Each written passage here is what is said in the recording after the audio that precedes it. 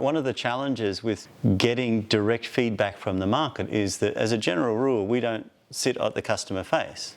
We're a fair way away from the customer. But there are lots of things that you can do to actually inject effectively feedback mechanisms within the thing that you build to actually monitor customer behaviour. And if you are working, say, on UX, and UX has fairly defined, best practicey sort of things with regards to how you want people to, you don't want people having to have too many clicks. I don't know if there's a golden number around that sort of thing. Basically, the ability to get feedback directly from your target market, whether that is the end customer or customers within the company that you're serving or whatever, it's the feedback that's the key. Because it's in the feedback that you will determine, am I getting a positive outcome, whatever that means, less clicks or more interest or something like that.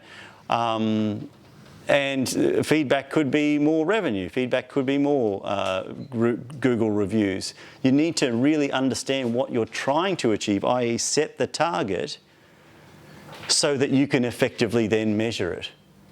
The hardest thing is to sometimes understand what your target is. So you say, business value. How do I know what business value is on this thing? Well, what's the feature? And if the feature is adding a print functionality to this page, well, how many times do people use it? That might be an effective measure of value to the customer. If you put it out there and nobody ever presses it, then I guess it wasn't all that valuable, right? But understanding your intent with implementing something is probably the best starting point to then measuring whether it's valuable or not.